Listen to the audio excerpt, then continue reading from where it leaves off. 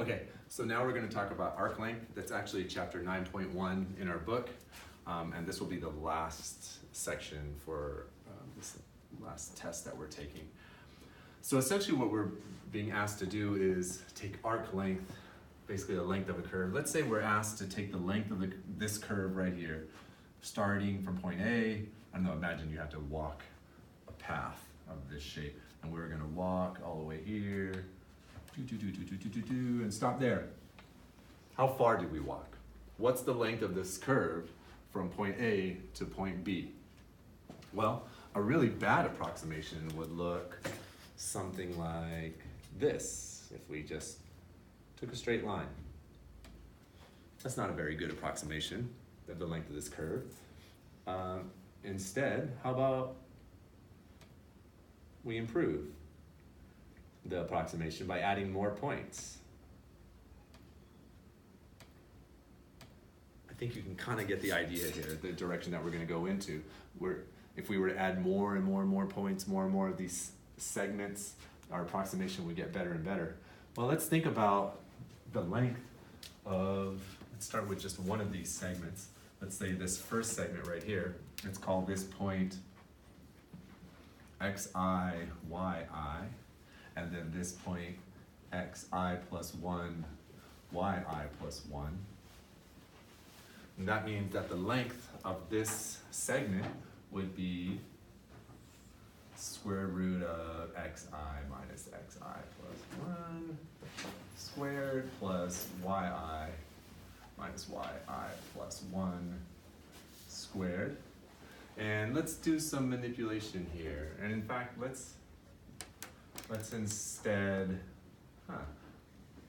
of using this cumbersome notation, let's just call this the difference of x in the ith segment. So we'll call it delta xi squared plus delta yi squared. Let's jump over here for a second and let's recall what MVT would say. MVT would say something along this line, that we have a line that's tangent to a point inside this interval, something like this, that's going to have the same slope as this segment right here. And let's call this line, well, let's call this point right here, let's call that point xi star comma yi star. So if I were to jump back to what MVT would say for us, MVT would say f prime of xi star, MVT would say that xi star exists. And this would equal, what would it equal? Yi minus yi plus 1 over xi minus xi plus 1. Or better yet, delta yi over delta xi. Let's solve this little mini equation for delta yi. Just multiply both sides by delta xi. In other words, we've got delta yi equals delta xi times f prime xi star. So let's substitute this in over here.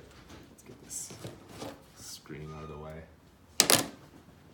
So we're going to substitute, and now we're going to say this is square root of delta xi squared plus delta xi times f prime of xi star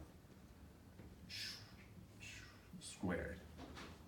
Notice we've got a delta xi here and a delta xi here. Both of them are being squared. So let's factor out a delta xi squared. And then it will live inside the square root, and it'll jump out of the square root very nicely and just become delta xi out here. The square root resolving the squared. And inside we'll be left with 1 plus f prime of xi star squared. Well, if we go back to our little diagram, if we took infinitely many segments, made them infinitely small, that should remind you of something, right? That should remind you of basically the Riemann sum when you bring integrals into play. We have infinitely many integral intervals that are infinitely small. this delta x becomes regarded as a dx, right? And then we're taking the integral of the square root of 1 plus f prime of x squared. And this right here is the key formula. This is the arc length formula of some curve f of x, arc length of f of x from, well, let's throw on some endpoints, from x equals a to x equals b. This is the big takeaway here. So let's apply that to a problem. Let's say we want to find the arc length of y equals, this is an interesting one, 4 root 2 over 3 times x to the 3 halves minus 1, because why not, for x greater than or equal to 0, less than or equal to 1. So, what's the arc length from x equals 0 to 1 of this curve right here? If you think about our formula is the integral square root 1 plus f prime of x squared. So let's start by doing dy dx, get our f prime. What would dy dx be? Well, 4 root 2 over 3 times 3 halves x to the 1 half. Not just negative 1 divided to 0. And we can simplify this a bit. 3's will cancel, that will become 2. So this becomes 2 root 2 and x to the 1 half. So there we go. Now let's put this into the formula.